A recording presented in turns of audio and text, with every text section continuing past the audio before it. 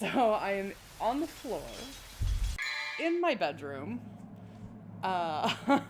with just everything rewired into a 10 or 15-year-old Vizio TV. It's older than my kitten, okay? That's all you need to know. Like, that is the important part. So, then on top of it crapping out, then the Elgato crapped. There was a lot of crapping out. There was such crap out, much wow. Okay? So, let me know if anything is going wrong. Oh. A lot of people have not played Devil May Cry. This is gonna be fun. I'm just keeping it here. So the other thing is, I'm gonna hop on our options screen. Because of this, I am playing on a freshly installed Devil May Cry HD collection that included the special edition for Devil May Cry 3 and the special edition for Devil May Cry 4. So we are prepared. So for Mondays from now on, we're gonna play some fucking DMC, and on Sundays we're reading, the Divine Comedy and Dante's Inferno. So this is gonna be super duper fun. So, let's talk a little Devil May Cry, what order we're playing in, what the hell's going up, going down, and we're gonna talk about it. Okay, the game is loud. Thank you. Hang on. Oh wow, yeah. It like jacked itself up. Is that better? You got to hear all the grunting and the yelling, guys. It's very important. Grunting and yelling are essential to Devil May Cry. The chanting was intense. Okay, we looking better? How do I sound now? Yay. All right. So, Devil May Cry as a series was actually first created in 2001.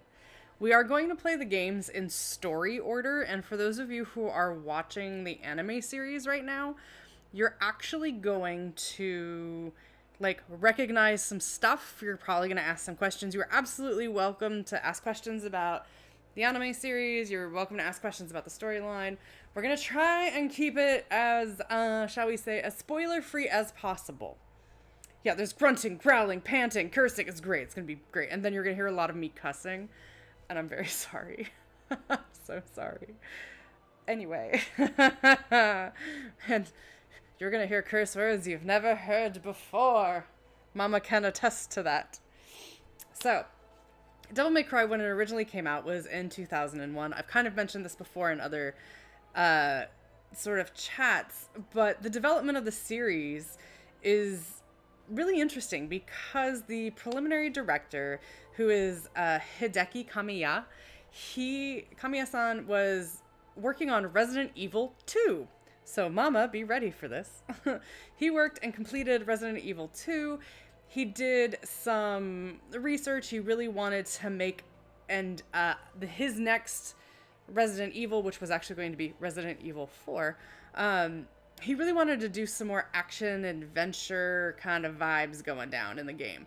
However, the team was like, Capcom was like, we don't really think that's a good fit, but we think it's actually a really good standalone game.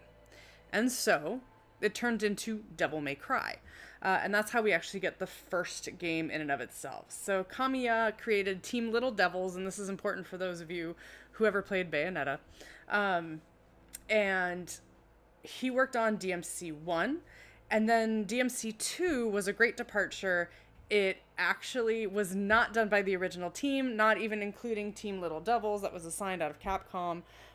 It was a new director, the whole nine yards, and Capcom was like, this is fucked. We need to get this kind of back online. And Kamiya had finished just working on the title that he had been working on. And they were like, hey, bro, you want to go fix this shit up? And so he's like, fine. And he's actually the only titled director on DMC2 and was like, no, this is not what I want my legacy to be. So he did not direct the third game, but he advised a lovely gentleman named Bingo Morihashi, who is actually the shall we say, the planner and scenario writer. He's actually a Japanese novelist and was brought in by Capcom and the team to work on creating the scenarios of Devil May Cry. So he's actually worked on all of them, which is really fun. Kamiya, you might know Team Little Angels from Platinum Games, went on to go on and create, you know, the Bayonetta series. He's also worked on Dragon's Dogma and a lot of other stuff, so he's very well known. The other person that you're probably going to be like, ooh, this is fun, is Hideaki Itsuno. He is also a game director and designer in the Capcom series, or in Capcom period. So he was originally hired to work on Super Street Fighter 2 Turbo, like way back in the 90s, and eventually was brought in to work on the Devil May Cry series. He worked on Capcom vs. SNK 2, and then he was sent to work on Devil May Cry 2. Sorry, it was this gentleman who was like, this is not gonna be my legacy. So he asked the higher ups if he could actually make this game that we're about to play, which is Devil May Cry 3. So he rallied the original Team Devils from Capcom to come back and stay for this. And a lot of the people who worked on the original Devil May Cry were like, fuck yeah, we want to remake Devil May Cry, but like in a good way. So what ends up happening is Itsuno puts together this team. He is the director from the start of the project. He got Team Devil to work on it. And they actually learned a lot. Those who did work on DMC2 learned a lot of stuff about game engines and all of that goodness. And they took in some information about the criticisms of like what had happened in DMC2 and brought back what was like really well loved in DMC3. Now, Itsuno came back again to work on DMC4. He also worked on DMC Devil May Cry, which we're not going to talk about. He's the gentleman who also worked on Dragon's Dogma. He actually departed Capcom 2 years ago. He spent 30 years at the company working on a lot of games.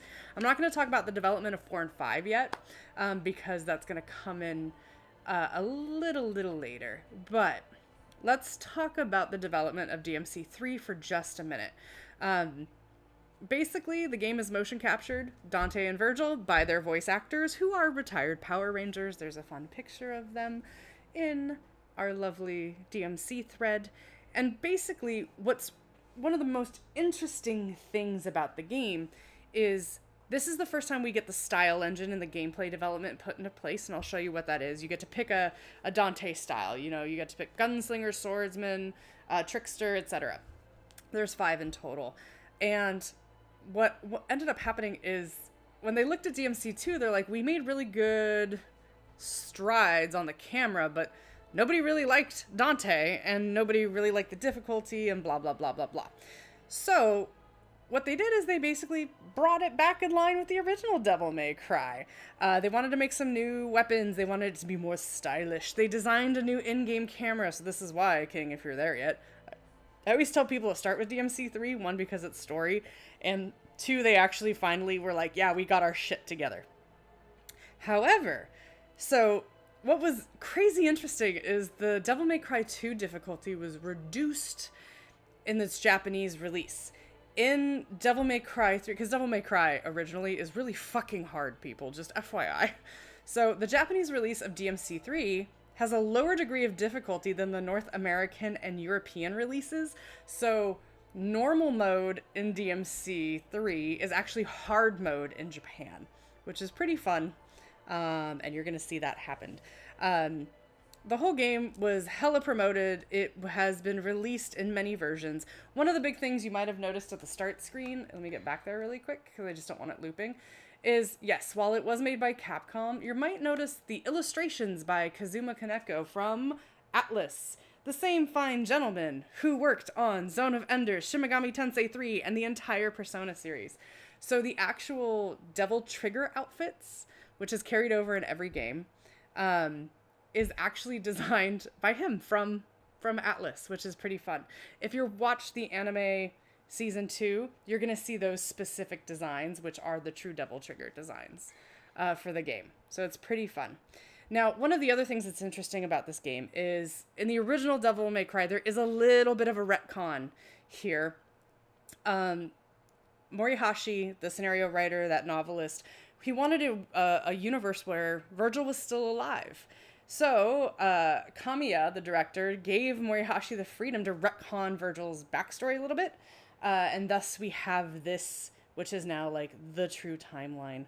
The whole game's like themes are actually about family and finding your own and finding out who you are. You're going to see a couple of scenes that are pretty interesting, not only between Dante and Virgil, but Lady and Arkham and a bunch of other points. So it's really cool how this game was sort of the reset of the series. And interestingly enough, so you'll notice we're playing Special Edition. Special Edition was actually made, it was announced in 2005. And basically there was some gameplay changes, some additional content. The additional content is that you get to play as Virgil after you beat the game, and it's fucking awesome. And I absolutely love it. However, it's funny, they had to tone down a lot of Virgil's abilities because they couldn't fit it all on the disc. And they essentially made it because, well, the team had some extra time after making the game, and they had some space. And so they were like, cool, we're gonna do some other stuff. What's very interesting is that, you know, you'll see it in the game. Dante and Virgil are supposed to, even though they're twins, very much contrast each other. And it's fun to read about how Ruben Langdon, who is Dante, and Daniel Southworth, who is Virgil, like how they came in to develop the characters themselves. They were a part of the development plan, the whole 9 yards. And they do a great job of bringing the characters to life. Last but not least, because I am your industry nerd, reception and sales. So, Devil May Cry 3 Dante's Awakening, the original, was released, and this game was in 2005 for the PS2. It sold 1.3 million copies. The special edition sold an additional 1 million copies. The PC edition was also released, but it is considered a terrible port, and it is. And in 2020, there is a new Switch edition, which I highly recommend you play. So it is considered a critical success. It is considered one of the best games that you should play. It is an action game. You will see in Devil May Cry 1, it's survival horror vibes. But after all that fun speech, as I like to say, let's fucking rock, baby.